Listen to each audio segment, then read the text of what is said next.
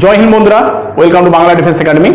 Bangla defence academy YouTube চ্যানেলে তোমাদের প্রত্যেককে স্বাগতম। তো তোমাদের অনেকেরই রিকোয়েস্টে আজকে আমি কিন্তু নিয়ে এসেছি তোমাদের জন্য ডাব্লিউবি কনস্টেবল মেন্স যে 2022 সালে পরীক্ষা হয়েছিল সেই পরীক্ষার প্রিভিয়াস ইয়ারের কিউ প্রশ্নপত্র। তো দেখো, এখানে শুধুমাত্র আমি তোমাদের জন্য জিকে এবং জিএসের যে 25টি প্রশ্নপত্র থাকে সেই 25টি প্রশ্নপত্র নিয়ে কিন্তু তোমাদের সামনে উপস্থিত হয়েছি। তোমরা জানো আমি জিকে এবং জিএস কিন্তু ক্লাসগুলো নেই তোমাদের কাছে, তাই তো?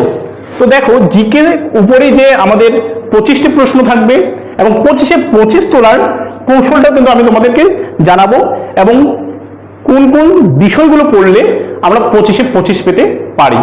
তো দেখো, এই যে কনস্টেবল মেন্স পরীক্ষার 25টি প্রশ্নপত্র আমি তোমাদের উপর জন্য নিয়ে এসেছি, তোমাদের উপর ভিত্তি করে তোমরা যারা যারা চেয়েছিলে, ঠিক আছে, তোমরা যারা যারা চেয়েছিলে তাদের জন্যই কিন্তু এই 25টি প্রশ্নোত্তর।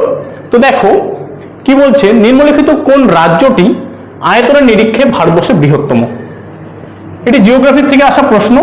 কি বললাম, নিম্নলিখিত কোন রাজ্যটি, কি বললাম, আয়তনের নিরীক্ষে আমাদের বৃহত্তম? উত্তরপ্রদেশ, রাজস্থান, মহারাষ্ট্র, বিহার। তো আমরা সকলেই জানি রাজস্থান রাজ্যটি কিন্তু সব থেকে বড় রাজ্য, আমাদের সব থেকে বৃহত্তম রাজ্য হচ্ছে এই রাজস্থান, ঠিক আছে। এবার দেখো, এই রাজস্থান রাজ্যের রাজধানীর নাম কি? রাজস্থান রাজ্যের রাজধানীর নাম হচ্ছে কিন্তু জয়পুর, ঠিক আছে। অ্যাকচুয়ালি আমরা যদি দেখি এই রাজস্থান স্টেটটা বা রাজ্যটা আমরা যদি দেখি, এখানে পতিত জমির সংখ্যা সব থেকে বেশি, মানে খালি জমির সংখ্যা, কারণ এই রাজস্থান রাজ্যটা হচ্ছে আমাদের থর মরুভূমির উপর অবস্থিত। কি বললাম, এই রাজস্থান যে রাজ্যটা রয়েছে সেটা কি ভারতের যে বৃহত্তম মরুভূমি রয়েছে বা ভারতের যে মরুভূমি রয়েছে সেটা হচ্ছে থর মরুভূমি। এই থর মরুভূমির উপরে কিন্তু এই রাজস্থান রাজ্যটা কিন্তু অবস্থিত। কি বললাম, তার রাজধানী হচ্ছে জয়পুর, ঠিক আছে। ওকে, নেক্সট দেখে নিই অ্যান্সার রাজস্থান। এবার যদি প্রশ্ন আসে তোমাদের নেক্সট যে আমাদের এক্সাম হতে চলেছে, সামনে আমাদের এক্সাম, ঠিক আছে। তো এক্সামে যদি আসে যে ভারতের সব থেকে ক্ষুদ্রতম রাজ্য কোনটি, যদি বলা হয় ক্ষুদ্র বা ছোট রাজ্য, তাহলে কি হয়ে যাবে? গোয়া। কি হয়ে যাবে? গোয়া, যার রাজধানী হচ্ছে কি পানাজি। বোঝা গেল? এরপরে যদি আমরা বলি যে কেন্দ্রশাসিত যে আমাদের রাজ্যগুলো রয়েছে সেটা সব থেকে বৃহত্তম রাজ্য কি, এখন আমরা যদি দেখি বর্তমানে আমাদের কি রয়েছে? বর্তমানে আমাদের রয়েছে লাদাখ, বা অনেকেই বলে লাদাখ। বোঝা গেল? এবার যদি বলা হয় আমাদের যে কেন্দ্রশাসিত অঞ্চলগুলো রয়েছে বা রাজ্যগুলো রয়েছে কেন্দ্রশাসিত, তাদের মধ্যে সব থেকে ছোট রাজ্য কি, তাহলে হয়ে যাবে আমাদের কি লাক্ষাদ্বীপ। এই লাক্ষাদ্বীপের রাজধানীর নাম কি? কাভারাত্তি। লাক্ষাদ্বীপের রাজধানীর নাম কি? কাভারাত্তি, যেটি আমরা যদি দেখি মানে আমাদের প্রচুর পরিমাণে বা কোটি কোটি শৈবাল মারা গিয়ে বা প্রবাল মারা গিয়ে অ্যাকচুয়ালি এই লাক্ষাদ্বীপ কিন্তু গঠিত হয়েছে। আর লাদাখের রাজধানীর নাম কি? লে। বোঝা গেল? নেক্সট প্রশ্ন দেখো কি রয়েছে। দেখো, ফেব্রুয়ারি প্লাস মার্চ 2022-এ নিম্নলিখিত কোন রাজ্যটিতে বিধানসভা নির্বাচন হয়েছে? নির্বাচন অ্যাকচুয়ালি ভোট হয়েছিল, ঠিক আছে। তো এটা আমাদের কারেন্ট অ্যাফেয়ার্স থেকে আসা প্রশ্ন, কারেন্ট অ্যাফেয়ার্স থেকে আসা কিন্তু প্রশ্ন, তাই তো? তো অপশনগুলো দেখে নিই, উত্তরপ্রদেশ, রাজস্থান, মহারাষ্ট্র, বিহার। তো আমরা যদি দেখি এখানে সঠিক উত্তর এই উত্তরপ্রদেশ। দেখো, উত্তরপ্রদেশ যদি আমরা দেখি, উত্তরপ্রদেশ রাজ্যটা না সব থেকে বেশি সীমানা মানে অন্য রাজ্যের সঙ্গে নির্ধারিত করছে। টোটাল 8টা রাজ্যের সঙ্গে তিনি তার সীমানা নির্ধারণ করছে। কতগুলো রাজ্য? 8টা রাজ্যের সঙ্গে। সেকেন্ড পজিশনে কে রয়েছে? 7টার মধ্যে রয়েছে আসাম। কি রয়েছে? আসাম। আর যদি আমরা দেখি জনসংখ্যার নিরিখে এই যে উত্তরপ্রদেশ রাজ্য, কিন্তু আমরা যদি দেখি উত্তরপ্রদেশ রাজ্যে 25 কোটি মানুষ কিন্তু বসবাস করে। কত কোটি? 25 কোটি মানুষ কিন্তু বসবাস করে উত্তরপ্রদেশে। আর উত্তরপ্রদেশের রাজধানী হচ্ছে কি? লখনৌ। লখনৌ। বোঝা গেল? আর লখনৌ কোন নদীর তীরে অবস্থিত? এটা পরীক্ষায় আসে, তাহলে হয়ে যাবে আমাদের গোমতী। বোঝা গেল? আর বর্তমানে আমরা যদি দেখি উত্তরপ্রদেশের মুখ্যমন্ত্রী কে রয়েছেন? যোগী আদিত্যনাথ কিন্তু রয়েছেন। নেক্সট প্রশ্ন দেখো কি বলছে, মেঘনাদ বধ কাব্য কে রচনা করেছিলেন? মেঘনাদ বধ কাব্য, এটা যদি আমরা দেখি স্ট্যাটিক জিকে থেকে আসে কিন্তু প্রশ্ন, ঠিক আছে। রবীন্দ্রনাথ ঠাকুর, মাইকেল মধুসূদন দত্ত, জয় গোস্বামী, কবি জসিমউদ্দিন। তো মেঘনাদ বধ কাব্য কে রচনা করেছিলেন? যদি আমরা দেখি অপশন নাম্বার বি আমাদের সঠিক answer, Michael Madhusudan Dutta. Michael Madhusudan Dutta একজন বাঙালি লেখক ছিলেন, ঠিক আছে, যিনি প্রথম দিকে ইংরেজিতে লেখা শুরু করেছিলেন, কিন্তু পরবর্তীকালে তিনি আবার বাংলায় লেখা শুরু করেছিলেন এবং বাংলায় পরবর্তীকালে তার নাম কিন্তু ছড়িয়ে পড়ে, খ্যাতি ছড়িয়ে পড়ে তার নামে, ঠিক আছে। তো দেখো এই যে মেঘনাদ বধ কাব্য, দেখো 1861 সালে প্রকাশিত মেঘনাদ বধ কাব্য বাংলা ভাষার একটি মহাকাব্য। এটি প্রাচীন হিন্দু মহাকাব্য রামায়ণের উপর ভিত্তি করে এটি কিন্তু তৈরি হয়েছে এই মেঘনাদ বধ কাব্যটা। দেখো কবিতার কেন্দ্রীয় বিষয়বস্তু হলো রামের যে ভাই রয়েছে লক্ষণ কর্তৃক লঙ্কার রাজা রাবণের পুত্র মেঘনাদকে বা ইন্দ্রজিৎকে হত্যা করার এখানে কিন্তু কাহিনী বর্ণিত রয়েছে এই মেঘনাদ বধ কাব্যে। বোঝা গেল? নেক্সট প্রশ্ন দেখো কি বলছে এখানে, নিচের কোন রাজ্যটির মধ্যপ্রদেশের সঙ্গে কোনো সীমানা নেই? তো দেখো এটাও কিন্তু আমাদের জিওগ্রাফি থেকে প্রশ্ন, জিও থেকে আসা প্রশ্ন। তো মধ্যপ্রদেশের সঙ্গে কোন সীমানা নেই, এখানকার মধ্যে কোন রাজ্যটি, ঠিক আছে। তো দেখো এগুলো যদি তোমরা কভার করতে যাও না, তাহলে তোমাদের অবশ্যই কিন্তু ম্যাপটা ভালো করে দেখতে হবে,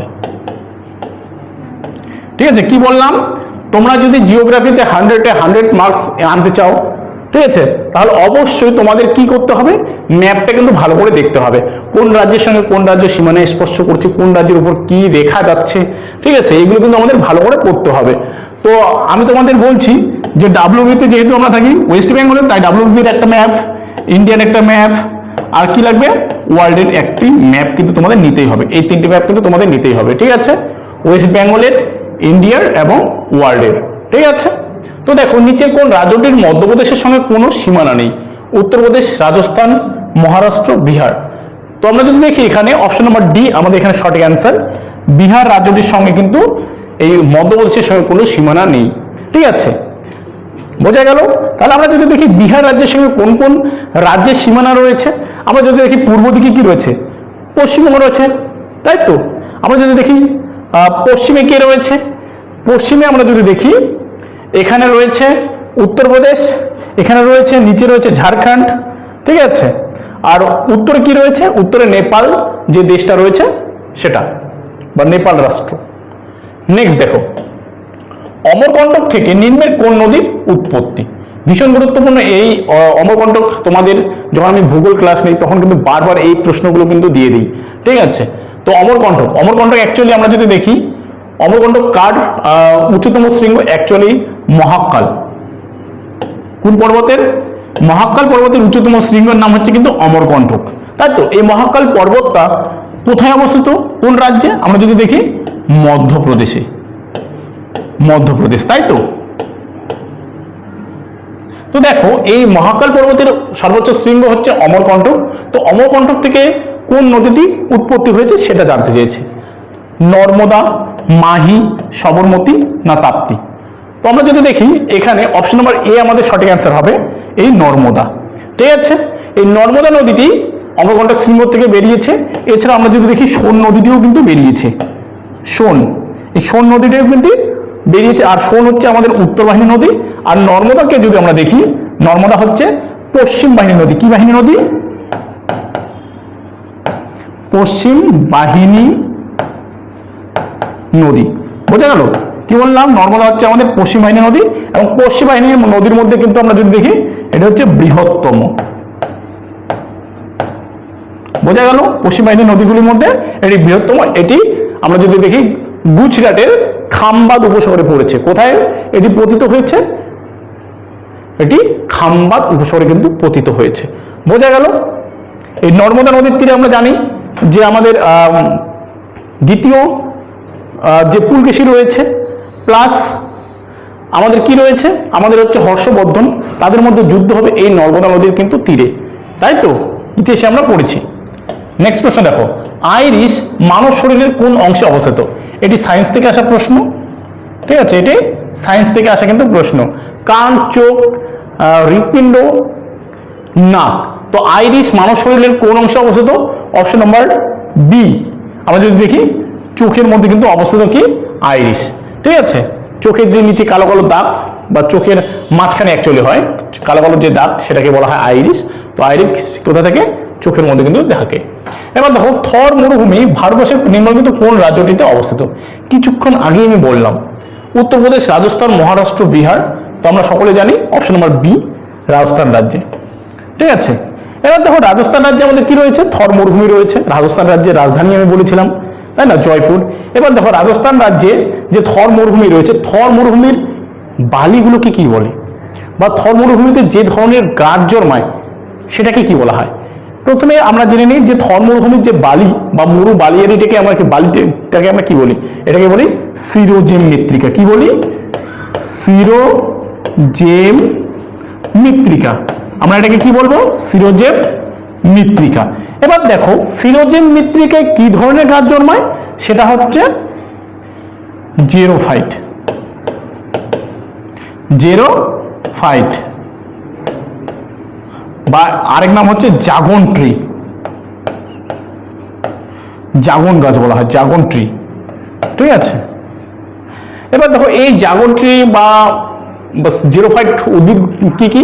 যেমন হচ্ছে গুল্ম জাতীয় উদ্ভিদ, কাঁটা জাতীয় ঝোপঝাড়, খেজুর, ফড়িংমনসা, বাবলা, এই যে গাছগুলোকে, এগুলোকে অ্যাকচুয়ালি বলা হয় জেরোফাইট বা জাগন ট্রি কিন্তু বলা হয়। বোঝা গেল? আর রাজস্থানের রাজ্যে যে মৃত্তিকা দেখা যায় সেটা হচ্ছে সিরোজেম মৃত্তিকা। আর রাজস্থান রাজ্যে এক ধরনের হ্রদ দেখতে পাওয়া যায় শুষ্ক মরু অঞ্চলে, সেটাকে বলা হয় প্লায়া, ঠিক আছে। কি বলা হয়? এখানে রাজস্থান রাজ্যে কিন্তু প্লায়া দেখা যায়, ঠিক আছে। এবার দেখি, যদি আমরা দেখি রাজস্থানের থর মরুভূমিতে আমরা যদি দেখি, বা রাজস্থানে আমরা যদি দেখি, আমাদের একটি পর্বত রয়েছে, তার নাম কি? তার নাম হচ্ছে আরাবল্লী। কি পর্বত?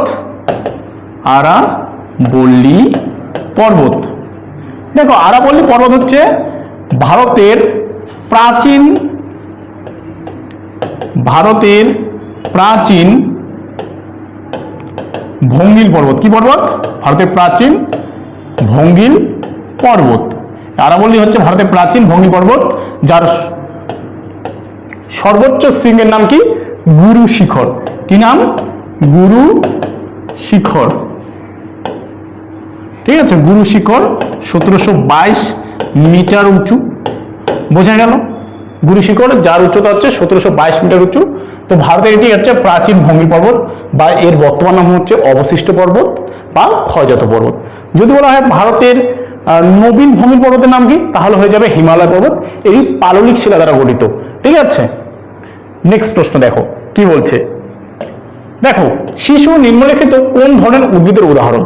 দেখো এই যে প্রশ্নপত্রগুলো রয়েছে না, আমি কিন্তু বারবার তোমাদের এগুলো করাই কিন্তু, ঠিক আছে। তোমরা হয়তো যারা আমার ক্লাস রেগুলারলি দেখো, ঠিক আছে, তারা দেখলেই বুঝতে পারবে যে আমি যে ক্লাসগুলো দেই, ঠিক আছে, আমি যে এমসিকিউ গুলো তোমাদের করাই, ধরো টপ 30, টপ 50 যে কোশ্চেনগুলো থাকে না, এই কোশ্চেনগুলো কিন্তু তোমাদের এই পরীক্ষায় কিন্তু আসে।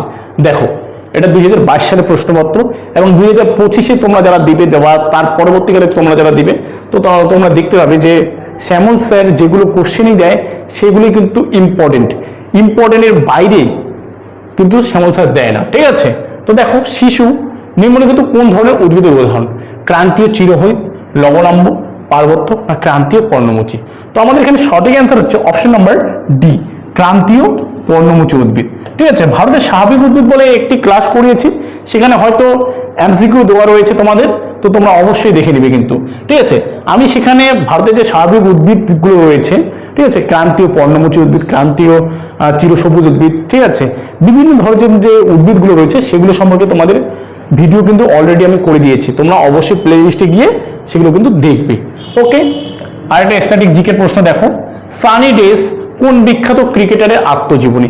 এই যে বিভিন্ন যে ব্যক্তিরা রয়েছেন তাদের যে আত্মজীবনী রয়েছে, বায়োগ্রাফি রয়েছে, সেগুলো সম্পর্কেও কিন্তু আমি একটি ক্লাসে তোমাদের দিয়েছি, ঠিক আছে। তোমরা যারা যারা এখনো দেখোনি অবশ্যই কিন্তু দেখবে, ঠিক আছে। অপশনগুলো দেখে নাও, কপিল দেব, সুনীল গাভাস্কর, এছাড়া রয়েছে গুন্ডাপ্পা বিশ্বনাথ, মহেন্দ্র সিং ধোনি। তো সানি ডেস কোন বিখ্যাত ক্রিকেটারের আত্মজীবনী? অপশন নম্বর বি আমাদের সঠিক অ্যান্সার সুনীল গাভাস্কার। নেক্সট প্রশ্ন দেখো কি বলছে, মহাত্মা গান্ধীর চম্পারণ নামক যে স্থান থেকে আইন অমান্য আন্দোলন, কি বললাম, আইন অমান্য আন্দোলন শুরু করেন সেটি নিম্নলিখিত কোন রাজ্যটিতে অবস্থিত?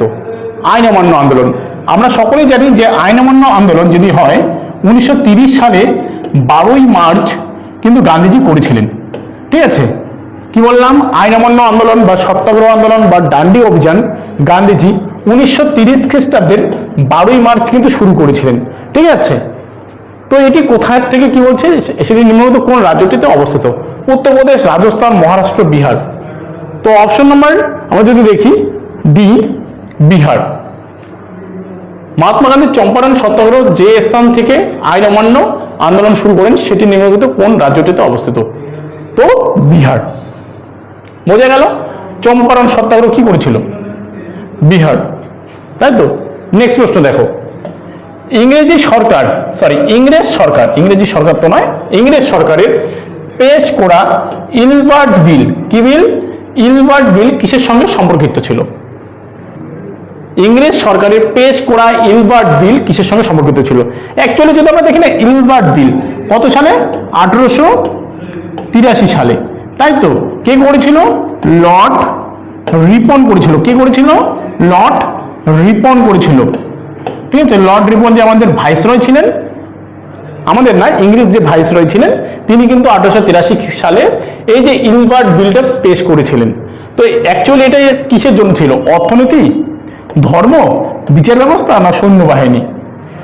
এটা যদি আমরা দেখি সঠিক অ্যান্সার অপশন নাম্বার সি, বিচার ব্যবস্থার সঙ্গে কিন্তু যুক্ত ছিল।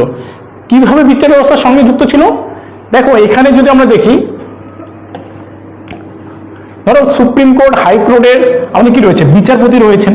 ঠিক আছে, এবার বিচারপতিরা কি হয়? ভারতীয়ই হয়। তো সেই সময় সমগ্র ভারতবর্ষকে পরিচালিত করছেন কে? ইংরেজ সরকার পরিচালিত করছেন। তো সেই সময় ভারতীয়দের এই বিচার ব্যবস্থার সঙ্গে কিন্তু যুক্ত করা হয়েছিল।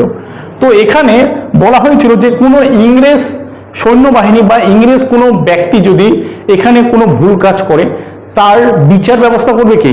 যে নিয়োগ হবে কোনো ভারতীয়, তিনি কিন্তু তার বিচার ব্যবস্থা করতে পারবেন, মানে বিচার করতে পারবেন। ঠিক আছে, তো এটা হয়েছিল আমাদের অ্যাকচুয়ালি ইলবার্ট বিল। ঠিক আছে, এই বিষয়টা হচ্ছে একটা ইলবার্ট বিল, মানে এই বিলের মাধ্যমে ভারতীয়রাও বিদেশিদের, মানে ব্রিটেন থেকে আসা যাবতীয় মানুষের থেকে শুরু করে সৈন্যবাহিনী থেকে শুরু করে সকলেরই কি করতে পারবেন? বিচার করতে পারবেন। তো এটার জন্য আমরা যদি দেখি 10,000 সৈন্যবাহিনী কি করেছিলেন? পদত্যাগ কিন্তু করেছিলেন, এই ইলবার্ট বিলের বিপক্ষে কিন্তু ছিলেন। বোঝা গেল? তো ইলবার্ট বিল কে প্রবর্তন করেছিলেন? লর্ড রিপন করেছিলেন। ঠিক আছে, নেক্সট প্রশ্ন দেখো, 1853 সালে, কি বললাম, 1853 সালে প্রথম রেল নিম্নোক্ত কোন রাজ্যে স্থাপিত হয়? 1853 সালে ভারতের প্রথম রেলপথ নির্মাণ করা হয়েছিল, তোমরা সকলেই জানো, উত্তরপ্রদেশ, রাজস্থান, মহারাষ্ট্র না বিহারে? অপশন নাম্বার সি আমাদের সঠিক অ্যান্সার, তাই না? অপশন নাম্বার সি আমাদের সঠিক অ্যান্সার হচ্ছে মহারাষ্ট্রে, তাই তো। মহারাষ্ট্রের প্রথম রেল মুম্বাই থেকে কোথায়? মুম্বাই থেকে থানে, তাই তো। মুম্বাই থেকে থানে প্রথম রেল পরিচালিত শুরু হয়। এবং সেকেন্ড যদি আমরা দেখি, সেকেন্ড ধাপে কোথায় হয়? পশ্চিমবঙ্গে হয়। কোথায় হয় সেকেন্ড ধাপে? পশ্চিমবঙ্গে। বোঝা গেল? সেকেন্ড ধাপে হচ্ছিল পশ্চিমবঙ্গে, হাওড়া থেকে হুগলি। হাওড়া থেকে কোথায় হয়েছিল? হাওড়া থেকে কিন্তু হুগলিতে রেল চলাচল কিন্তু শুরু হয়েছিল সেকেন্ড ধাপে। বোঝা গেল? তাহলে প্রথম ধাপে মহারাষ্ট্রে মুম্বাই থেকে থানে, আর সেকেন্ড ধাপে কোথায় হয়েছিল? পশ্চিমবঙ্গে হাওড়া থেকে হুগলিতে কিন্তু রেল চলাচল শুরু হয়। নেক্সট প্রশ্ন দেখো কি বলছে, ইউরো শব্দটি নিম্নলিখিত কিসের সঙ্গে সম্পর্কিত? ইউরো শব্দটি নিম্নলিখিত কিসের সঙ্গে সম্পর্কিত? অর্থনীতি, ধর্ম, বিচার ব্যবস্থা, সৈন্য বাহিনী? সেম আমাদের কি রয়েছে?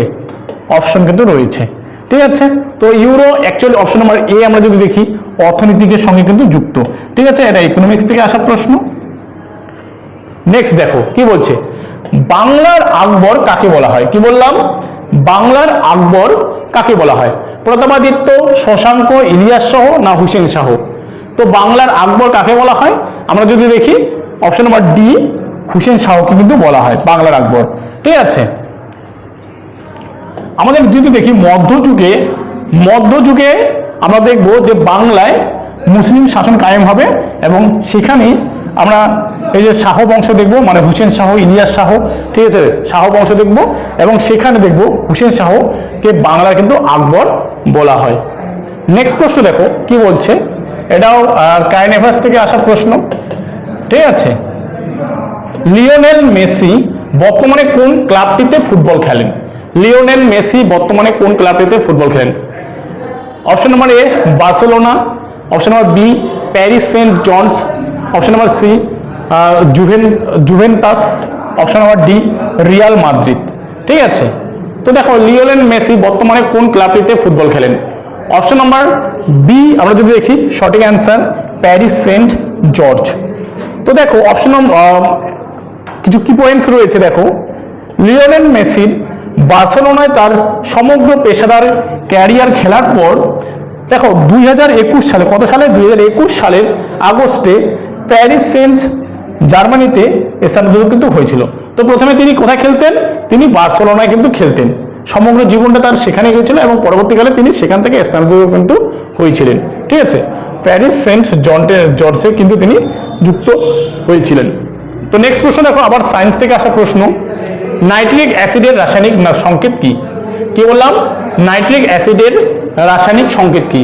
অপশনগুলো দেখে নেই, H2SO4, option number B HNO3, option number C C6H5OH, option number ডিতে রয়েছে HCl। তো এখানে আমাদের সঠিক অ্যান্সার কি? নাইট্রিক অ্যাসিডের রাসায়নিক সংকেত কি? অপশন নাম্বার যদি আমরা দেখি বি আমাদের এখানে সঠিক অ্যান্সার NaCO3, সরি CO3 হবে না, NaO3। নেক্সট প্রশ্ন দেখো কি বলছে, অমর্ত্য সেন নিম্নলিখিত কোন বিষয়ে তার অবদানের জন্য নোবেল পুরস্কার লাভ করেন? অমর্ত্য সেন, তাই তো, অর্থনীতি, ধর্ম, বিচার ব্যবস্থা না সৈন্যবাহিনী? তো অমর্ত্য সেন আমাদের বাঙালি একজন, অপশন নাম্বার এ তিনি অর্থনীতিতে কিন্তু নোবেল পুরস্কার পেয়েছিলেন। কিসের জন্য পেয়েছিলেন? অর্থনীতিতে। তো দেখো অমর্ত্য সেন কল্যাণ অর্থনীতিতে, মানে জনকল্যাণ, ওয়েলফেয়ার ইকোনমিক্স, তার অবদানের জন্য অর্থনৈতিক বিজ্ঞানে 1998 সালে, কত সালে? 1998 সালে নোবেল স্মারক পুরস্কার কিন্তু লাভ করেছিলেন এই অমর্ত্য সেন। নেক্সট দেখো, কোন শহর ভারতের ম্যানচেস্টার নামে বিখ্যাত ছিল? কি বললাম? কোন শহর ভারতের ম্যানচেস্টার নামে কিন্তু বিখ্যাত ছিল? অপশনগুলো দেখে নিই, সুরাট, আহমেদাবাদ, গান্ধীনগর, ভাদোদরা।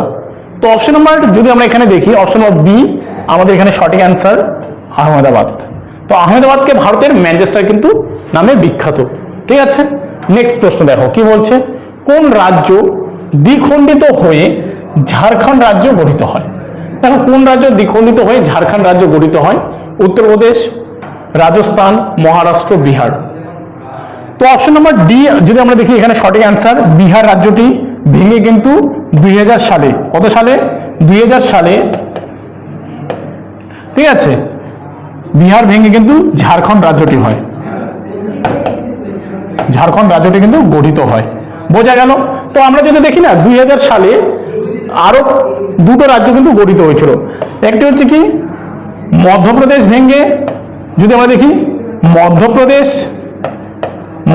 ভেঙে ছত্তিশগড়, মধ্যপ্রদেশ ভেঙে ছত্তিশগড়, এবং 2000 সালে আমরা যদি দেখি উত্তরপ্রদেশ ভেঙে যদি আমরা দেখি উত্তরাখণ্ড বা উত্তরাঞ্চল আমরা বলতে পারি, হ্যাঁ, উত্তরাখণ্ড, উত্তরপ্রদেশ ভেঙে উত্তরাখণ্ড রাজ্য কিন্তু গঠিত হয়েছিল 2000 সালে। দেখো 2000 সালে মোট 3টা রাজ্য কিন্তু গঠিত হয়েছিল, আর লাস্ট যেই রাজ্যটা হয়েছিল 2014 সালে, যেটা পরীক্ষায় আসে, ঠিক আছে, অন্ধ্রপ্রদেশ ভেঙে পরীক্ষায় আসার পুরো চান্স রয়েছে। অন্ধ্রপ্রদেশ ভেঙে আমরা যদি দেখি তেলেঙ্গানা, অন্ধ্রপ্রদেশ ভেঙে তেলেঙ্গানা রাজ্য কিন্তু গঠিত হয়। নেক্সট দেখো, নিম্নোক্ত কোন রাজ্যটিতে বিধান পরিষদ নেই? কি বললাম? নিম্নোক্ত কোন রাজ্যটিতে বিধান পরিষদ নেই? উত্তরপ্রদেশ, রাজস্থান, মহারাষ্ট্র, বিহার। ঠিক আছে, তো এখানে আমরা যদি দেখি কোন রাজ্যটিতে বিধান পরিষদ নেই, অপশন নাম্বার বি এখানে আমাদের সঠিক অ্যান্সার। রাজস্থান রাজ্যে কিন্তু কোনো বিধান পরিষদ নেই। ঠিক আছে, আমরা যদি দেখি পঞ্চায়েত ব্যবস্থা, ভারতের প্রথম পঞ্চায়েত ব্যবস্থা কোন রাজ্যে গঠিত হয়?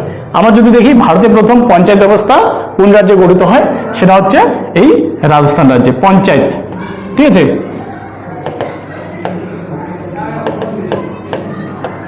পঞ্চায়েত ব্যবস্থা কোন রাজ্যে গঠিত হয়? তাহলে রাজস্থান রাজ্যে। ঠিক আছে, নেক্সট প্রশ্ন দেখো, কুইনাইন নামক উপক্ষার কোন উদ্ভিদ থেকে পাওয়া যায়? কুইনাইন নামক উপক্ষার কোন উদ্ভিদ থেকে পাওয়া যায়? বেলেডোনা, সর্পগন্ধা, পেনিসিলিয়াম, সিনকোনা। তো আমরা জানি যে অপশন নাম্বার ডি, সিনকোনা গাছের ছাল থেকে কুইনাইনের ওষুধ পাওয়া যায়, যেটা আমাদের ম্যালেরিয়া রোগ সারাতে কিন্তু সাহায্য করে। কি বললাম? সিনকোনা গাছের ছাল থেকে এই কুইনাইনের ওষুধ কিন্তু পাওয়া যায়, যেটা আমাদের কি করে? ম্যালেরিয়ার রোগ থেকে কিন্তু কি করে? সারিয়ে তোলে। ঠিক আছে, নেক্সট প্রশ্ন দেখো, মুঘল আমলে প্রচলিত মনসবদারি ব্যবস্থা কিসের সঙ্গে সম্পর্কিত ছিল? মুঘল আমলে প্রচলিত মনসবদারি ব্যবস্থা কিসের সঙ্গে সম্পর্কিত ছিল? অর্থনীতি, ধর্ম, বিচার ব্যবস্থা, সৈন্যবাহিনী।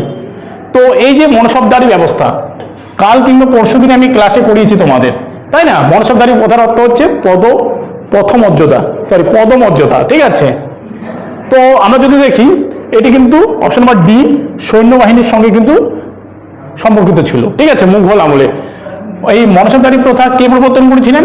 এই আকবর। কি নাম? আকবর। আকবর কিন্তু মনসবদারি প্রথা বা ব্যবস্থা কিন্তু চালু করেছিলেন। নেক্সট প্রশ্ন দেখো, বুল অ্যান্ড বিয়ার শব্দ বন্ধটি নিম্নলিখিত কিসের সঙ্গে সম্পর্কিত? এটা ইকোনমিক্স থেকে আসা প্রশ্ন, ইকোনমিক থেকে আসা প্রশ্ন, অর্থনীতি, ধর্ম, বিচার ব্যবস্থা এবং সৈন্যবাহিনী।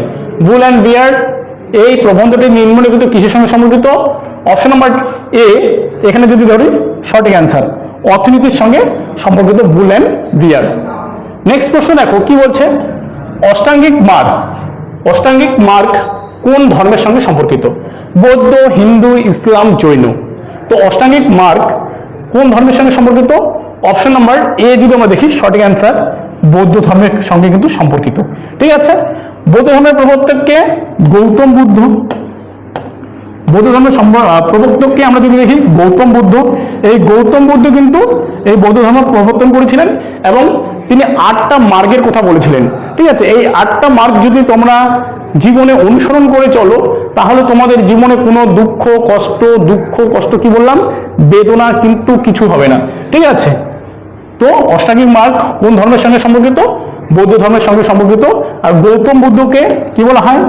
লাইট অফ এশিয়া কিন্তু বলা হয়, লাইট অফ এশিয়া বা এশিয়ার আলো কিন্তু গৌতম বুদ্ধকে বলা হয়। নেক্সট প্রশ্ন দেখো, নিম্নলিখিত কোন রাজ্য সাহাদ্রি পর্বতমালায় অবস্থিত? দেখো এটা কিন্তু তোমাদের ক্লাসে আমি বারবার করিয়েছিলাম যে সাহাদ্রি পর্বতমালা কোথায় অবস্থিত। এটা হচ্ছে আমাদের দক্ষিণ ভারতটা। ঠিক আছে, তো দক্ষিণ ভারতের আমরা যদি দেখি, এখানে আমাদের একটি পর্বত রয়েছে আর এদিকে আরেকটি পর্বত রয়েছে, যেটা হচ্ছে ক্ষয়জাত পর্বত। তো এই যে পশ্চিম দিকে একটা পর্বত রয়েছে যার নাম হচ্ছে পশ্চিমঘাট পর্বতমালা। কি নাম? পশ্চিমঘাট পর্বতমালা। কি রয়েছে? পশ্চিমঘাট পর্বতমালা। ঠিক আছে, এই পশ্চিমঘাট পর্বতমালার নামই কিন্তু সাহাদ্রি। বোঝা গেল? কি বললাম? পশ্চিমঘাট পর্বতমালার নামই কিন্তু সাহাদ্রি। আর এর উচ্চতম শৃঙ্গ কিন্তু কলসুবাই। কি নাম? কলসুবাই। এই পশ্চিমঘাট পর্বতমালার সর্বোচ্চ শৃঙ্গের নাম বা উচ্চতম শৃঙ্গের নাম কি? কলসুবাই। ঠিক আছে, এটি এবার মহারাষ্ট্রের উচ্চতম শৃঙ্গ। ঠিক আছে, এটি কোথায়, কার উচ্চতম শৃঙ্গ? মহারাষ্ট্রের। আর পূর্ব দিকে রয়েছে সেটা হচ্ছে পূর্বঘাট পর্বতমালা। কি নাম? পূর্বঘাট পর্বতমালা। পূর্বঘাট পর্বতমালা। বোঝা গেল? এই পূর্বঘাট পর্বতমালার অপর নাম কি? অ্যাকচুয়ালি মলয়াদ্রি। কি বললাম? মলয়াদ্রি। এটাকে অ্যাকচুয়ালি ক্ষয়জাত পর্বত বলা হয় বা অবশিষ্ট পর্বত কিন্তু বলা হয় পূর্বঘাট পর্বতমালাকে। ঠিক আছে, আর এখানকার উচ্চতম শৃঙ্গের নাম কি? মহেন্দ্র বর্মন। ঠিক আছে, এই যে পূর্বঘাট আর পশ্চিমঘাটকে যুক্ত করেছে কে? এটার নাম হচ্ছে নীলগিরি পর্বতমালা। কি নাম? নীলগিরি। বোঝা গেল? আর নীলগিরির সর্বোচ্চ শৃঙ্গের নাম কি? দোদা বেতা। পরীক্ষায় দেখবে যে বারবার আসে দোদা বেতা। ঠিক আছে, তো দেখো আমরা যদি দেখি মহারাষ্ট্র হচ্ছে আমাদের সঠিক অ্যান্সার। নিম্নলিখিত কোন রাজ্যটি সহ্যাদ্রি পর্বতমালায় অবস্থিত? মহারাষ্ট্র। তো দেখো এই ছিল আজকে আমাদের 25টি খুবই গুরুত্বপূর্ণ প্রশ্ন, যেটা হচ্ছে প্রিভিয়াস ইয়ার প্রশ্নপত্র, যেটি 2022 সালে মেন্স পরীক্ষায় কিন্তু এসেছে। তো প্রশ্নপত্রগুলি অ্যানালাইসিস আমরা করলাম। ভিডিওটি তোমাদের কেমন লাগলো তোমরা অবশ্যই আমাকে কমেন্ট বক্সে কমেন্ট করে জানাবে, এবং নেক্সটে কি ভিডিও চাও তোমরা অবশ্যই আমাকে কিন্তু কমেন্ট করে জানাবে।